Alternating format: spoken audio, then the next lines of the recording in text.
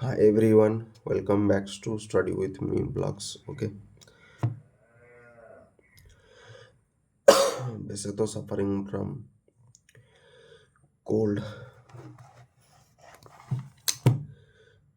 लेकिन यार मन में पढ़ना मतलब हमसे हो नहीं पाता है। बहुत व्यक्ति मतलब मन में पढ़ लेते हैं और हम अगर कोशिश भी करते हैं होता नहीं है। मन में कैसे कोई पढ़ सकता है, मतलब समझ में नहीं आता है। 5 मिनट भी अगर मन में पढ़ लूँ ना, वो बहुत बड़ा होता है। पता नहीं कैसे पढ़ते हो यार, घंटों घंटों। हम तो यार जब तक मतलब चिल्ला चिल्ला करके नहीं पढ़ेंगे तब तक नहीं बनता है काम। ओके, एनीवेज स्टार्ट करते हैं। एनाटॉमी का इंट्रोडक्शन वाला पूरा स्टार्ट करेंगे, ठीक है, पूरा बेसिक से। एंड इसमें टोटली इंट्रोडक्शन में, क्योंकि आप सभी को पता है एनाटॉमी एक बहुत ही ज़्यादा वोलाटाइल सब्जेक्ट है। एंड एनाटॉमी का ये एक नेचर है, बहुत क्रिटिकल सब्जेक्ट है। जैसे फिजिक्स, केमिस्ट्री, मैथमेटिक्स, बायोलॉजी में सबसे ज़्यादा कष्ट क्या है? आपका मैथमेटिक्स। उसी तरह से एमबीबीएस में जो 19 सब्जेक्ट है ना, सबसे ज़्यादा कष्ट मतलब एनाटॉमी होता है। क्या एनाटॉमी?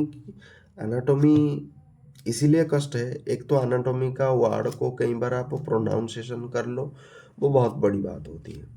प्रोनाउंसिएशन भी लोग ठीक से नहीं कर पाते हैं। और दूसरा, उसका उसका टर्मिनोलॉजी इतना क्रिटिकल है कि आज अगर पढ़ोगे तो काल भूल जाओगे। ये एनाटॉमी के साथ होता रहता है। इसीलिए हर कोई कहता है एनाटॉमी को बार बार रिवाइज करो, ठीक है।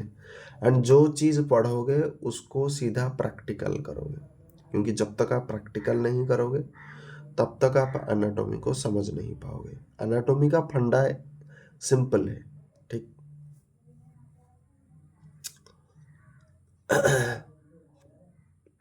ना इसी के साथ साथ हमारे देश के जितने भी पॉलिटिशियन को मैं ये बात बोलना चाहता हूँ कि जहाँ पर एनाटॉमी पढ़ाया जाता है, हर स्कूल कॉलेज में हमको कैडावर चाहिए। तुरंत कैडावर का व्यवस्था करो। दूसरा, जो व्यक्ति मान लो स्कूल कॉलेज से अब बाहर आ चुका है, पास आउट हो चुका है, लेकिन वो अपना प्रैक्टिस फिर से भी थोड़ा करना चाहता है, तो आप एक ओपन सोर्स रखो जहाँ पर बहुत सारे डेड बॉडीज प्रिजर्व करके रखा जा सके, ताकि जो बच्चे सीखना चाहते हैं बाद में थोड़ा आकर के सिखा सकते हैं। एंड वहाँ पर ये करो। देखो, ये माइंड सेटअप जब आपका आएगा तभी आप विश्वगुरु बनोगे, वरना ऐसे विश्वगुरु विश्वगुरु कहने से, 2047 कहने से ये जनता जनार्दन को मतलब क्या होता है, ये धुआं बाण ମାନେ ଲଗେଇବା ଏରା ସବୁ ଛାଡ଼ି ଦିଅ।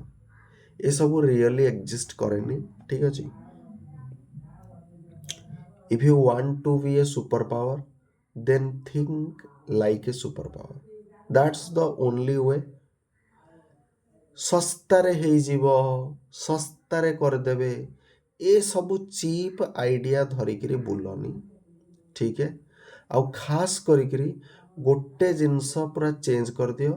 ଅଫିସରେ ଏ ଯେଉଁ କ୍ରିକେଟ ପଲିଟିକ୍ସ ଯେଉଁମାନେ ଖେଳୁଛନ୍ତି, ସେ ସିନିୟର ହଉ ଜୁନିୟର ହଉ, ଏରାଙ୍କୁ ପୁରା ମାଡ଼ ମାରିକି ବାହାର କର ପ୍ରଥମେ, ଯଦି ସୁପର ପାୱାର ବନିବାକୁ ଚାହୁଁଛ। ଦ୍ୱିତୀୟ କଥା ହେଲା ଯେ छोटा दर्शन बहुत ज़्यादा पैसा, बड़ा दर्शन कम पैसा, इसे बदल दो। बड़ा दर्शन बड़ा पैसा, छोटा दर्शन छोटा पैसा। और तीसरी चीज, कोई भी प्रोफेशनल कोर्स अगर कोई व्यक्ति कर रहा है, चाहे वो इंजीनियरिंग हो, चाहे वो फार्मेसी हो, चाहे वो नर्सिंग हो, चाहे वो वीडियो एडिटिंग हो, जो भी मतलब जो प्रोफेशनल कोर्स होता है, वहाँ पर जो जूनियर जाएंगे उनको इतना पैसा दो, ताकि निम्न दर्शन में, मतलब जो व्यक्ति मजदूर करता है, जो व्यक्ति अ, लिपा पोछा ये काम करता है, उससे कम से कम अधिक पैसा पा सके, और मिलना भी चाहिए। ऐसे बहुत सारे लोग हैं यार, वो कुछ पाठ पढ़ते नहीं हैं, मतलब वो ज़्यादा पैसा कमाते हैं डॉक्टर से। मैं जब एक बार सुना था डॉक्टर इंटर्नशिप पे 10,000 से लेकर के 30,000 पा रहे हैं। तब यार मैं सोच रहा था, साला मैं अभी फार्मासिस्ट हूँ, ऑलरेडी बन चुका हूँ। मैं ये बोला कि साला मैं फार्मेसी में बोल रहा हूँ कि जूनियर के लिए 30,000 होना चाहिए। उसका सिंपल कैलकुलेशन है, रूम के लिए 10,000, ठीक है, उसका खाने पीने में जाएगा, सुबह का नाश्ता और दोपहर का मील और रात का मील, तो ये 10,000 हो जाएगा।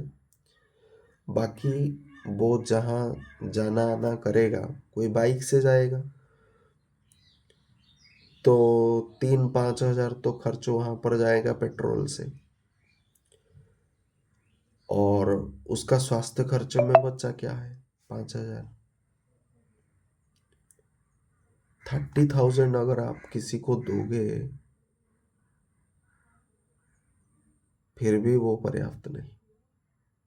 आप सोच लो, मतलब आपने उसको प्रोफेशनल काम के लिए क्या पैसा दिया, कुछ तो पैसा नहीं दिया। घर के लिए पैसा दिया, वो घर में चला गया। खाने के लिए पैसा दिया, वो खुद खा लिया। वो अगर थोड़ा डिस्टेंस में, क्योंकि हॉस्पिटल के नज़दीक में तो ऐसे, मतलब वो जहाँ पर काम करेगा उसके नज़दीक में तो सारे अच्छे अच्छे घर होंगे, ठीक है, वहाँ पर तो नहीं मिलेगा, तो कम से कम 5-7-10 किलोमीटर से वो बंदा आएगा। तो पेट्रोल से तो मतलब उसका बाइक में जाएगा, क्योंकि बाइक सेफ है, बाइक सेफ है ना, क्योंकि बस में जाएगा तो टाइम का इशू, फलाना ढिमकाना कुछ भी, ठीक है, कोई चीज़ अगर भूल गया तो दोबारा रिटर्न करने की, लेकर के आने की बाइक में संभावना होगी, बस में तो नहीं होगी। तो हमारे देश के जितने भी लॉ मेकर हैं, जितने भी भारत के प्रधानमंत्री से लेकर के राष्ट्रपति से लेकर के जितने आईएएस ओएएस अधिकारी को मैं ये बात बोलना चाहता हूँ, क्या आप साला भांग पी रहे हो क्या? हाँ, छोटे दर्शन बड़ा पैसा, बड़े दर्शन कम पैसा। साला तेरे माँ ने तेरे को ये संस्कार दिया था?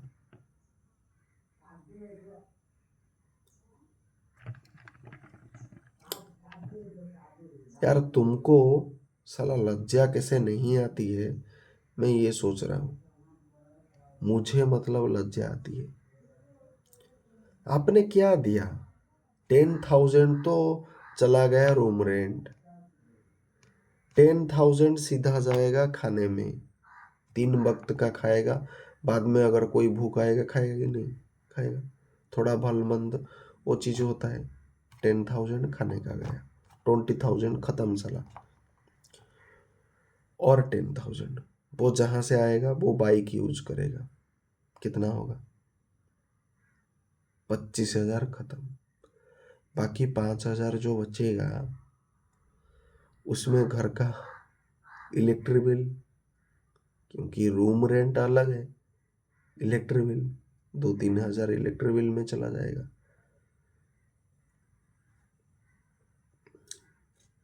और बचा क्या? और 2-3 हज़ार बचा। कल को कुछ हेल्थ इशू आ गया, शरीर खराब रहेगा ना, बीच बीच में 60 पोशाक पहनेगा नहीं, नहीं पहनेगा, या वो भी तुम ख्याल नहीं रखोगे? हो गया, 2-3 हज़ार हो गया। ये तो हो गया उसका खर्च। अब वो जो तुम्हारे लिए काम करेगा उसका पैसा क्या है? उस काम का पैसा कुछ नहीं दोगे? ये तो तुमने दिया उसके मतलब जो एक्सपेंसेस है वो। प्रोफेशनल फीस क्या है?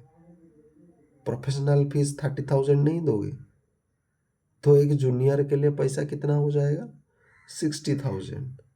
अगर मेरी हिसाब से बोलूं 10,000 दोगे तो आप भिखारी कहलाओगे, 20,000 दोगे तो आपको कहा जाएगा आप वही कहानी, निम्न दर्शन उच्च पैसा, उच्च दर्शन निम्न पैसा। 30,000 अगर दोगे प्रोफेशनल फीस तो थोड़ा बहुत आपके ऊपर वो नहीं आएगा। और आज के डेट में हालत ये है भाई साहब, 10,000 पाते हैं, मैं यहाँ 60,000 की बात कर रहा हूँ। कहाँ 10 है, कहाँ 60 है। सुपर पावर ऐसे नहीं बनते हैं। सुपर पावर बनना है तो जब किसी जूनियर को 10,000 के जगह पर अगर 60,000 पैसा दोगे, कोई भी प्रोफेशनल कोर्स कर रहा है तो तब जाकर के सुपर पावर बनोगे। और ये मैं एक फार्मासिस्ट की बात कर रहा हूँ। और फार्मासिस्ट में भी जूनियर फार्मासिस्ट, मतलब जिसको कुछ काम आता नहीं। तो फिर बोलोगे डॉक्टर के लिए क्या? डॉक्टर के बाद फार्मासिस्ट का पोस्ट आता है। अगर फार्मासिस्ट एक पढ़ा हुआ व्यक्ति को आप 60,000 दे रहे हो तो डॉक्टर का जो जूनियर आएगा वो भी कुछ काम नहीं जानता होगा, थोड़ा बहुत जानता होगा, थोड़ा बहुत तो फार्मासिस्ट भी जानता होगा। तो थोड़ा बहुत जो एमबीबीएस वाला जानता होगा उसे आप डबल पैसा दोगे। कितना? 1,20,000। क्योंकि बड़ा दर्शन बड़ा पैसा, छोटा दर्शन छोटे पैसा।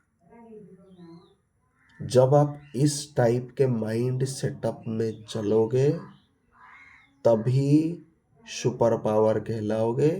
वरना भाइयों बहनों, ये सब नवरंगी नटंकी करना बंद करो। इलेक्ट्रॉन माइक्रोस्कोप हर एक स्कूल कॉलेज में होना चाहिए, चाहे वो 2 करोड़ का हो, चाहे वो 10 करोड़ का हो, चाहे वो कितने का हो, अगर सुपर पावर बनना है। और एक चीज, जहां जहां पर हार्ट ब्रेन इसकी पढ़ाई होती है, अगर मान लीजिए आपके सिलेबस में हार्ट ब्रेन ये आ गया तो आपके पास डेड बॉडीज होना चाहिए, कैडावर होना चाहिए कि मैं हार्ट पढ़ूंगा और बाद में हार्ट को सीधा अपने हाथों में धरूंगा। और अगर सुपर पावर सच में बनना चाहते हो तो स्कूल कॉलेज में न्यूरो सर्जन को पोस्टिंग दो। मान लीजिए मैं फार्मेसी की बात कर रहा हूँ तो फार्मेसी में हार्ट के बारे में पढ़ाया जाता है, ह्यूमन एनाटॉमी पढ़ाया जाता है ना, ब्रेन के बारे में पढ़ाया जाता है। तो ब्रेन जब टॉपिक आएगा एक न्यूरो सर्जन से हमें पाठ पढ़ना चाहिए। जब हार्ट की बात आएगा एक कार्डियोवास्कुलर सर्जन हमें आएगा पाठ पढ़ाने के लिए। ये होती है सार पढ़ाई। उच्च दर्शन उच्च पैसा, निम्न दर्शन निम्न पैसा। और दूसरा चीज, मेडिकल साइंस में हमेशा एक चीज चलता है, टॉक्सिक कल्चर है, वो है देखो और सीखो। मेरा नारा है, देखो माइंड सेटअप का खेल है, देखो सीखो से कुछ नहीं होता है। कोई भी ऑपरेशन को 1,000 बार देखो कुछ नहीं होता है, इसे कुछ नहीं होता है, ठीक, कुछ नहीं होता है। करो सीखो, करो सीखो, भले ही उस करने से कितनी बार आप फेल हो, लेकिन करो सीखो, रास्ता सही है, देखने से कुछ नहीं होता है। जस्ट 1-2 बार देखो, तीसरी बार देखने की जरूरत नहीं। देखने से पता है क्या होता है, जैसे हम बुक रीडिंग करते हैं, बुक रीडिंग हम क्यों करते हैं? बुक के साथ ट्यूनिंग होने के। थोड़ी ना बुक रीडिंग करने से सब आपको समझ में आएगा, नहीं आएगा ना। अब आज आज के दिन में हम बुक रीडिंग करने वाले हैं, ठीक है,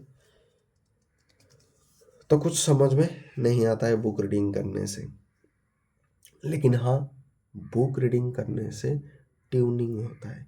ऐसे प्रैक्टिकल वीडियो को देखने से ट्यूनिंग होता है रियल लाइफ में। ऐसा नहीं कि मोबाइल में देखो, नहीं, जहाँ पर वो काम हो रहा है वहाँ पर देखो, क्योंकि उसकी फीलिंग अलग है, ठीक है। तो देखने से एक ट्यूनिंग विकसित होता है, लेकिन वो ट्यूनिंग कब तक? ऐसा नहीं कि 4-5-10 दिन, नहीं, 2-3 दिन मैक्स टू मैक्स, ठीक है। 2-3 दिन, मैं मैक्सिमम 3 दिन अलाउ करूँगा, ठीक है। 3 दिन देखो, चौथे दिन पर काम करो। इसलिए मैंने कहा देखो देखो सीखो, ये नहीं करो सीखो, ये होना चाहिए। और एक चीज मैं बोल रहा था, भूल गया। मेडिकल का टॉक्सिक कल्चर है, ठीक है। हाँ, first impression is the last impression. No, it's not correct. First impression is not the last impression. ये कभी हो ही नहीं सकता है। क्यों नहीं हो सकता है? क्योंकि ह्यूमन लाइफ हमेशा इवॉल्व करती है। सो आपने अगर किसी को ये माना है कि ये व्यक्ति सर्वश्रेष्ठ है, तो इसका मतलब आप बाकी संभावनाओं को पूरा मुंह मतलब ऐसे बंद कर लेते हो। That's wrong. Yes, that's wrong. तो हमें करना क्या चाहिए? हमें करना ये चाहिए, अगर आप एक सीनियर हो तो आप जूनियर की हर गतिविधि को लक्ष्य करो। थ्रू आउट लाइफ वो क्या कर रहा है। इसी तरीके से भारत विश्व गुरु भी बनेगा, भारत सर्वशक्तिशाली भी बनेगा, सुपर पावर बनेगा। और मैं देश के प्रधानमंत्री को ये कहना चाहता हूँ, ये जो चिंदी चोर वाला काम करते हो ना, ये बंद करो। पैसा रिसर्च में पूरा पानी की तरह बहाओ, राजकोष को खाली करो।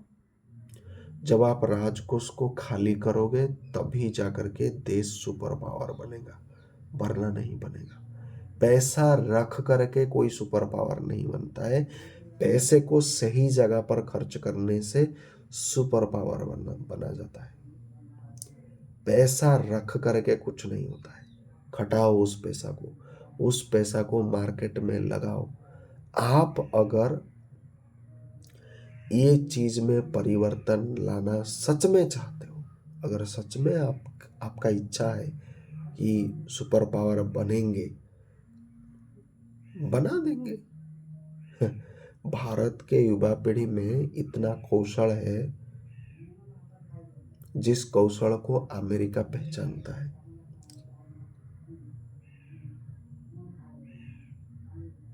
अमेरिका आज सुपर पावर है केवल और केवल भारतीय टैलेंट के ऊपर। तो क्या वही टैलेंट आपको सुपर पावर बना नहीं सकती है? बस आप वो मौका नहीं देते हो। यहाँ पर आप इंफ्रास्ट्रक्चर क्या बनाते हो?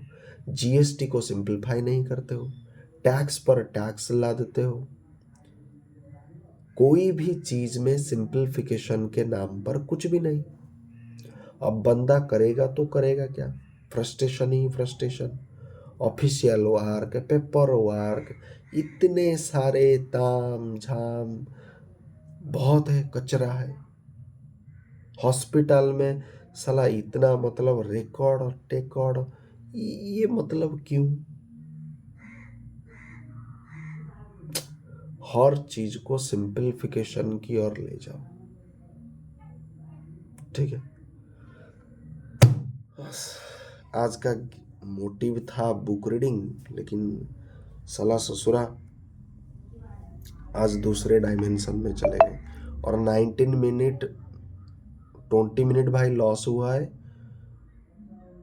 तो अगर तुम सच में यार बदलना चाहते हो तो 20 मिनट का यार कीमत चुकाओ। 20 मिनट साला तुम्हारे लिए मतलब बोल बोल करके थक गए हैं कि भाई ऐसे सुपर पावर बना नहीं जाता है। सुपर पावर अगर बनोगे तो सुपर सोच होना चाहिए, वो सोच में परिवर्तन लाओ, ठीक है। एंड सबसे पहले ये साला सीनियर को धमकाओ सबसे पहले, क्योंकि मोटा चर्बी है, ये सहज में मानने वाले कौम नहीं है, ठीक है।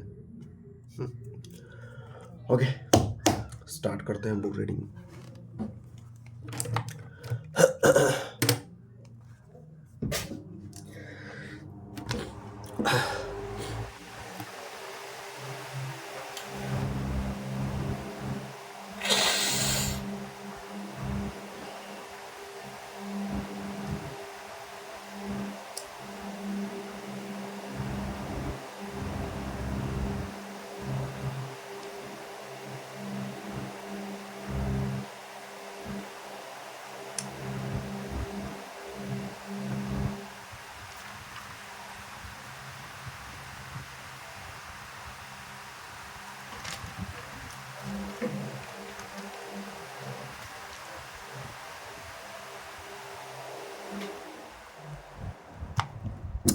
Human anatomy is the science which deals with the structure of a human body. The term anatomy is derived from a Greek word that's meaning is anatome, meaning cutting up. The term dissection is a Latin equivalent. The term dissection is a Latin equivalent of the Greek anatome. However, two words, anatomy and dissection, are not synonymous. Dissection is a mere technique, whereas anatomy is a wide field of study. Anatomy forms firm foundation of the whole art of medicine and introduced the student to the greater part of medical terminology. Anatomy is to physiology as geography is to history. That is, it describes the theater in which the action takes place.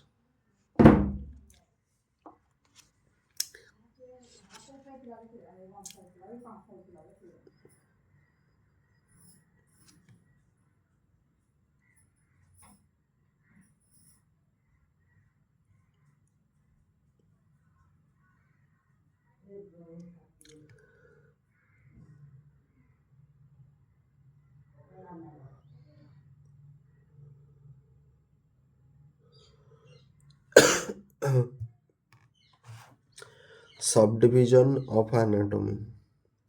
Initially, anatomy was studied mainly by dissection, but the scope of a modern anatomy has become very wide because it is now studied by all possible techniques which can enlarge the boundary of the anatomical knowledge. The main subdivision of anatomy are cadaveric anatomy.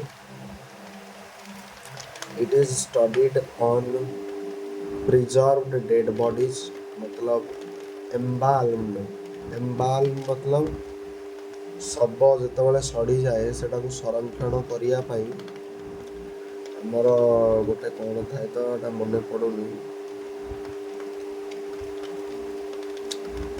ଗୋଟେ ସଲ୍ୟୁସନରେ ସେଟାକୁ ରଖା ହୁଏ, ଠିକ୍ है। Usually with naked eye मतलब macroscopic or gross anatomy. This can be done by one of the following two approaches. First one, regional anatomy. The body in regional anatomy, the body is studied in parts like upper limb, lower limb, thorax, abdomen, head and neck, brain. In systemic anatomy, the body is studied in system like skeletal system, osteology, muscular system, myology, articulatory system, arthrology, or syndesmology, va- vascular system, angiology, nervous system, neurology, respiratory system, digestive system, urogenital, and endocrine system, that is known as splanknology. The locomotor system include osteology, arthrology, and myology. These systems are briefly mentioned close to the end of this chapter.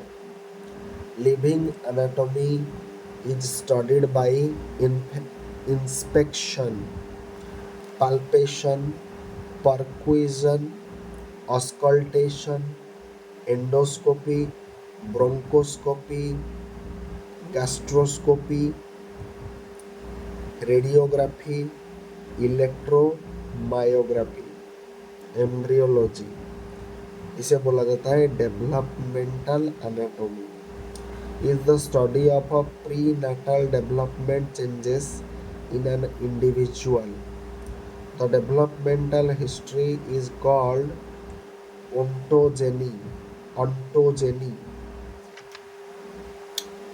The evolutionary history, on the other hand, is called phylogeny.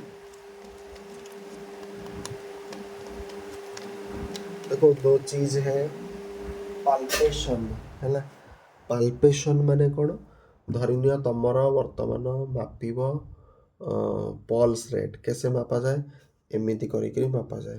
तो एई जगह मु जो एमिति कली एटा है गला palpation. दुई रे मने कर एटा होची गोटे स्टेथोस्कोप, एटा होची धरने गोटे स्टेथोस्कोप हैला, एटा को जदी मो एटा लगे देबी एटा हबो अस्कल्टेशन. स्टेथोस्कोप रे पछपटे लगेबी तो ये जीवो से एका, स्टेथो लागिला माने देहरे एटा होची अस्कल्टेशन. तापर कोन हला परक्विजन. परक्विजन माने एटा हला तमर शरीर, एटा हला any area of your body, कुछ भी एरिया हो सकता है. मान लीजिए ये मेरा एक फिंगर है एंड यहाँ पर मैं करूँगा, क्योंकि एक हाथ में समझा नहीं पाऊंगा तो इसको आप एक फिंगर मान लीजिए. तो ये होगा मेरा फिंगर. इस फिंगर के ऊपर जब यहाँ पर मैं दबाव दूंगा तो ये दबाव किसके ऊपर आएगा, अल्टीमेटली इसके ऊपर आएगा. तो इस स्थिति को बोला जाता है परकुशन, परक्विजन. तो यहाँ पर आप देख सकते हो, ठीक है, ये होता है मतलब फिगर. मैंने जो जो बोला है वो यहाँ पर सारा चीज़ है, ठीक है. ये देखो अस्कल्टेशन है, स्टेथो में एक डॉक्टर ये कर रहा है. यहाँ पर देखो परक्विजन आ रहा है, पाल्पेशन ऊपर की ओर आ रहा है, ठीक है.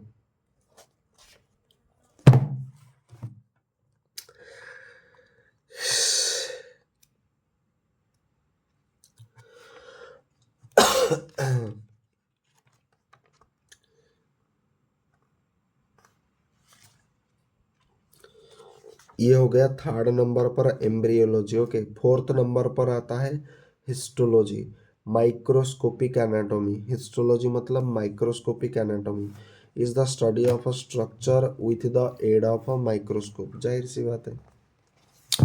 सरफेस एनाटॉमी, और इसे बोला जाता है topographic anatomy, is the study of a deeper part of the body in relation to the skin surface. Example palpating the artery, जो कि अभी अभी बताया था. It is most important in clinical practice, physical therapy and surgical operation. मतलब palpating the artery. मान लीजिए surface anatomy क्या है, ये हमारा बॉडी के सरफेस है, लेकिन हमारा हार्ट कहाँ पर सिचुएटेड है, यहाँ पर सिचुएटेड है. तो सरफेस से हम जब पता करते हैं उसे बोला जाता है सरफेस एनाटॉमी। ठीक है, और सरफेस से किसको पता करेंगे? बॉडी के जो डीपर स्ट्रक्चर है। तो ये हो गया हमारा स्किन, ठीक है, ये हमारा थोरैक्स वाला एरिया। तो इसी थोरैसिक कैविटी के अंदर यहाँ पर हमारा हार्ट प्रेजेंट है, यहाँ पर हमारा लीवर ऐसे प्रेजेंट है, तो पता चल जाएगा। तो जब आप deeper part of body structure को स्टडी करते हो विथ रेस्पेक्ट टू किसका? Skin surface. ये हो गया आपका स्किन सरफेस। इसी स्किन सरफेस को बेस करके जब आप शरीर के अंदर वाले हिस्से ऑर्गन को स्टडी करते हो उसे बोला जाता है सरफेस एनाटॉमी। क्योंकि आपका स्टडी कैसे है? सरफेस को लेकर के है, इसीलिए इसे सरफेस एनाटॉमी बोला जाता है। खत्म। palpating the arteries. All epithelial cells are simply columnar in type. Parietal cell are large and pink, बड़े बड़े और पिंक होगा। Parietal cell, chief cell are small and blue. Chief cell are small and blue. Duct is 1/3. Secretory part is 2/3. Radiographic and imaging anatomy.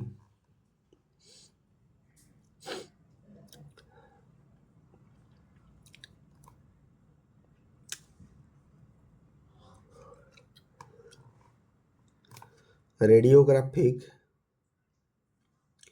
and imaging anatomy is the study of bones and deeper organ by plain contrast radiography, by ultrasound and computerized tomographic CT scan. Radiographic and imaging anatomy is the study of bones and deeper organ by plain and contrast radiography, by ultrasound and computerized tomographic scan, जो कि CT scan होता है। ठीक है,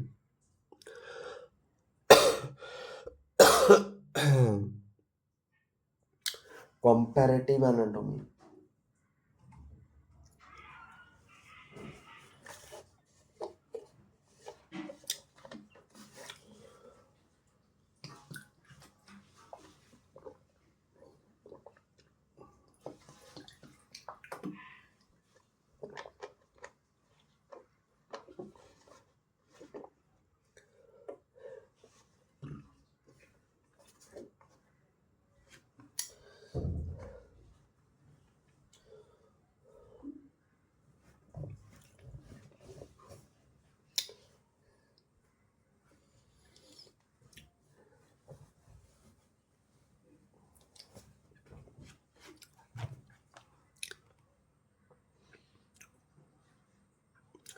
Comparative anatomy is the study of anatomy of other animals to explain the changes in form, structure and function, मतलब morphology of a different part of the human body। मतलब जब animal के साथ compare होता है ह्यूमन बॉडी को, तो इसे कंपैरेटिव एनाटॉमी बोला जाता है। Physical anthropology deals with the external feature and measurement of different races and a group of people and with the study of prehistoric remains।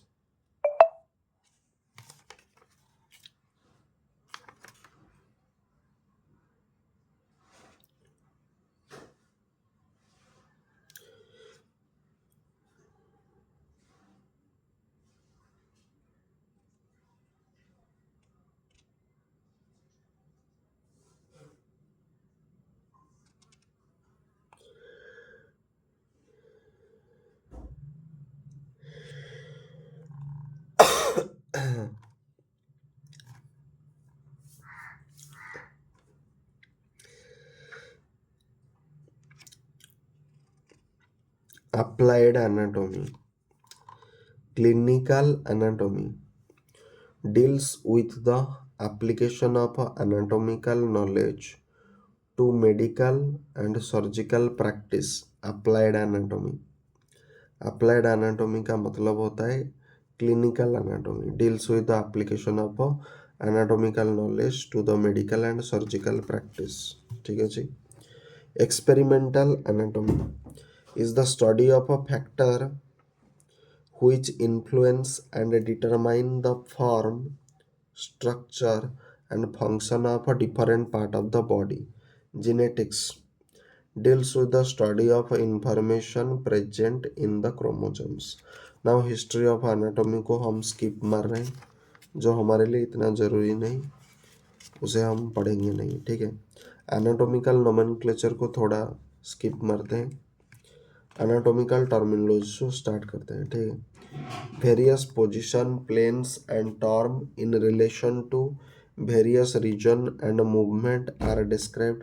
हालांकि एनाटॉमिकल नोमेनक्लेचर थोड़ा ज़रूरी है क्योंकि वहाँ पर कुछ इन्फॉर्मेशन है जो हमें चाहिए. ज़्यादा नहीं, लेकिन कुछ कुछ तो है, वो हम बाद में कभी देखेंगे. लेकिन फिलहाल के लिए anatomical terminology. So various position, plane, terms in relation to various region and movement are described. Position. Anatomical position. When a person is standing straight with eyes looking forward, both arms by the side of the body, palm facing forward, both feet together, the position is anatomical position. ठीक है. Supine position. When a person is lying on his or her back, arm by the side, palm facing upward, and feet put together, the position is supine position. Prone position क्या होता है? Person lying on his face, chest, abdomen is said to be in prone position. Lithotomy position. Person lying on her back with legs up and feet supported in straps. This position is mostly used during the delivery of the baby. Now planes. A plane passing through the center of the body, dividing into two equal right and left halves, is the median or mid-sagittal plane. Plane parallel to the median or mid-sagittal plane is known as sagittal plane or medial plane.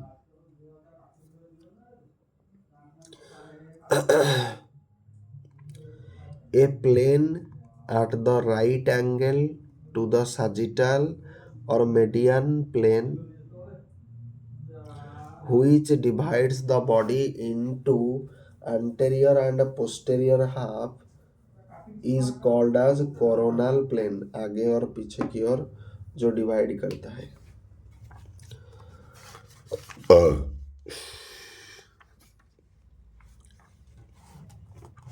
A plane at right angle to both sagittal and coronal plane which divide the body into upper and lower part is called a transverse horizontal plane. A plane at right angle to both sagittal and coronal plane. Sagittal मतलब आपका medial plane and coronal plane मतलब जो इस तरीके से जाता है. ठीक है. मतलब एंटेरियर पोस्टीरियर जो करता है. which divide the body. A plane at right angle to both sagittal and coronal plane which divide the body into upper and lower part is called as transverse horizontal plane. Now इसी के अंदर का तो दो चीज आते हैं.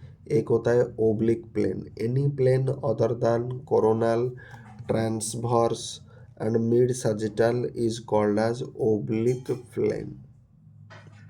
ठीक है. कार्डिनल प्लेन क्या होता है? If any plane traverses the center of the body It is called as a cardinal plane. Some other terms: fundamental position. It is the same as anatomical position except that palm are facing the body. It is a comfortable position and is not important from the anatomy point of view. Center of gravity. The point where three cardinal planes intersect in the body is called as center of gravity. Then terms used in relation to trunk, neck and face.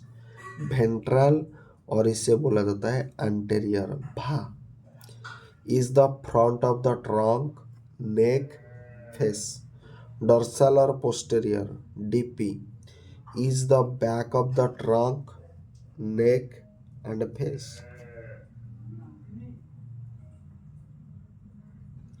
Medial is the plane close to the median plane. Lateral is the plane away from the median plane. Proximal, cranial, superior is close to the head end of the body. Proximal हो गया, cranial हो गया and superior हो गया. Is close to the head end of the body.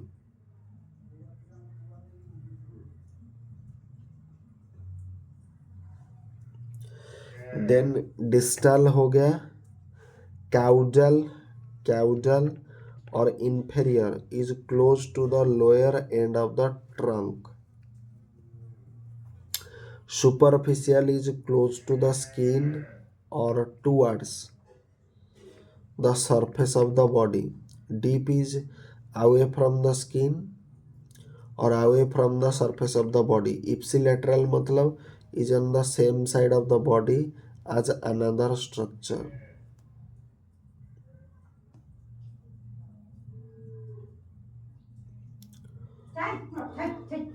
Body के same side में होना चाहिए. मान लीजिए बॉडी के सेम साइड को अगर मैं इंडिकेट करना चाहता हूँ, ये मेरा कौन सा साइड हो जाएगा, ये हमारा लेफ्ट साइड है. तो यहाँ पर और यहाँ पर अगर मैं इंडिकेट करूँगा, मेरा थाई, ठीक है, मेरा लेफ्ट लेग का जो थाई पोर्शन है एंड हमारा लेफ्ट का जो फोर आर्म है, अगर मैं इसी को इंडिकेट करूँगा तो ये भी लेफ्ट, तो ये मेरे लिए क्या हो जाएगा, ipsilateral, because it falls on the same side of the body. ठीक है.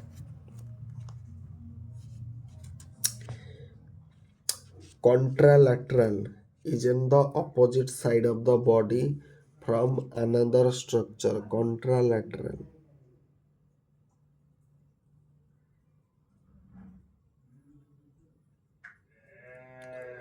Contralateral is on the opposite side of the body from another structure. Invagination is the projection inside. अंदर की ओर जब जाएगा इनवाजिनेशन आएगा. इवाजिनेशन मतलब प्रोजेक्शन आउटसाइड, बाहर की ओर, बाहर का. Term used in relation to upper limb. Ventral और anterior to upper limb. Okay. Ventral और anterior is the front aspect. Dorsal posterior is the back aspect. Medial border lies along the little finger, that is known as medial border. Medial.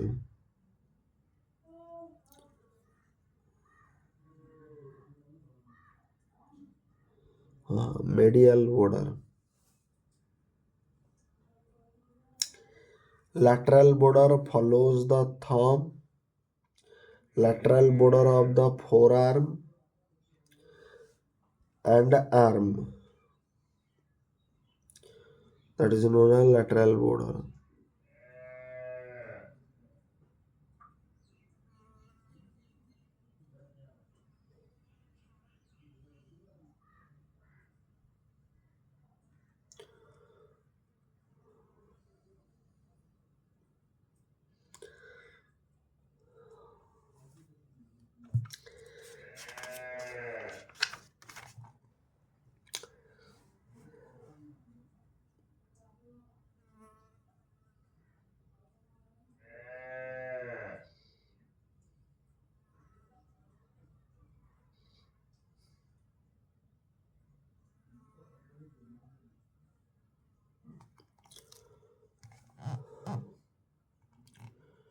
proximal is close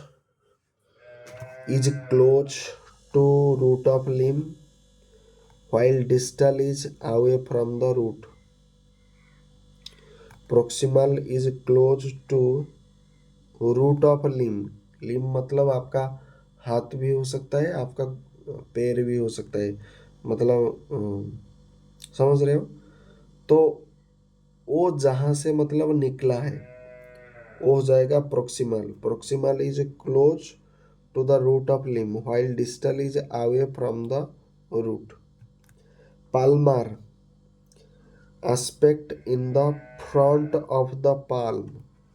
हमारा aspect ये palmar मतलब ये वाला हो जाएगा. Dorsal aspect of the hand is on the back of the palm, that is ये हो जाएगा पाल्मर, ये हो जाएगा dorsal. This one dorsal, this one palmar. Then flexor aspect in front of the upper limb. Flexor, flexor क्या हो जाएगा? ये किसके बारे में पढ़ रहे हैं? अपर लिम्ब के बारे में पढ़ रहे हैं. फिगर 1.17 को देखने के लिए कहा गया है. ठीक है. Flexor aspect in front of upper limb. Upper limb,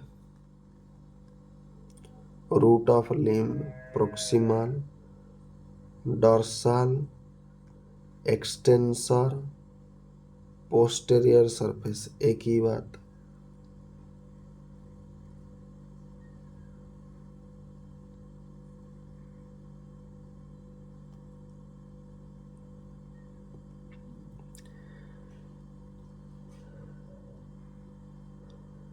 upper limb का जो फ्रंट पार्ट है, मतलब इसे अपर लिम्ब मतलब ये हो जाएगा हमारा, तो इसका फ्रंट पार्ट मतलब ये वाला हिस्सा, तो ये हमारे लिए क्या हो जाएगा? ये हमारे लिए फ्लेक्सर. एक्सटेंसर क्या हो जाएगा? Aspect in the back of upper limb. तो ये वाला जो एंड है, क्योंकि एनाटॉमिकल पोजीशन में जब ये रहेंगे, ये हमारे लिए फ्लेक्सर हो जाएगा. This one is your extensor, क्योंकि ये बैक साइड है. Term used in relation to lower limb. Posterior aspect in the back of the lower limb. Anterior मतलब aspect in front of the lower limb.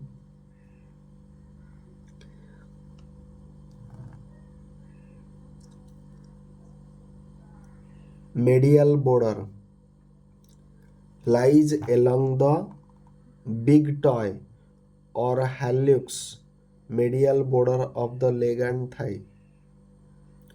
Lateral border, medial border lies along the big toe or hallux, medial border of the leg and thigh.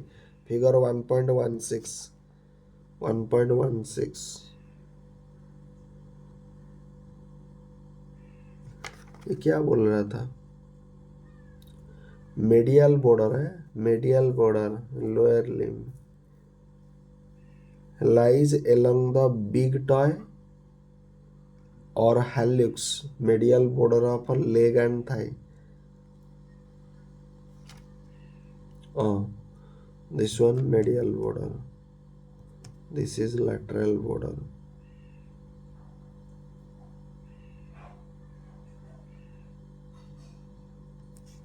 Correct. Then lateral border lies along the little toe, lateral border of the leg and thigh. Lateral border of the leg and thigh.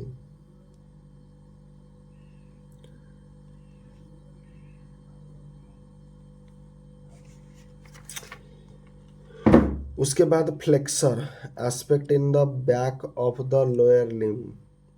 जब हम lower limb को consider करेंगे, generally upper limb में flexor anterior wise होता है, लेकिन lower limb में flexor क्या हो जाएगा? अपर लिम्ब में फ्लेक्सर आगे की ओर था, मतलब एंटेरियर वाइज. लेकिन लोअर लिम्ब में आपका यही फ्लेक्सर आगे की ओर नहीं रहेगा, पीछे की ओर जाएगा। समझ रहे हो? मतलब आपका पैर का पीछे वाला हिस्सा। एंड एक्सटेंसर क्या हो जाएगा? Aspect in front of a lower limb, मतलब उल्टा हो जाएगा, front of the lower limb में हो जाएगा। Proximal is close to the root of limb while distal is away from the it. ठीक है, चलेगा। Terms of relation commonly used in embryology and comparative anatomy but sometimes in gross anatomy. Ventral towards the belly मतलब anterior. Dorsal मतलब towards the back like posterior. Dorsal मतलब posterior, ventral मतलब anterior. भा and DP। ठीक है।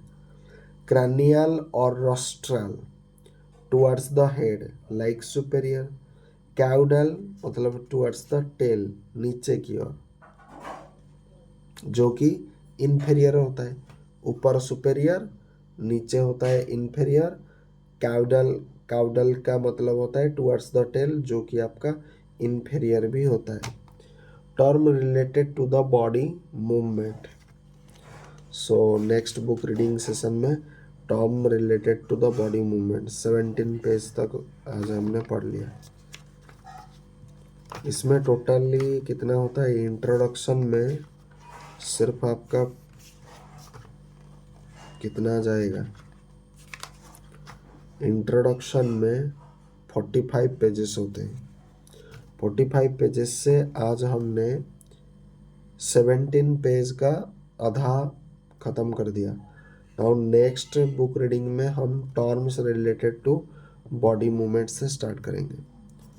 आज के study with me blogs में इतना ही। फिर मिलते हैं किसी अगले स्टडी विथ मी ब्लॉग्स में। तब तक के लिए जय हिंद, वंदे मातरम। Thanks for watching.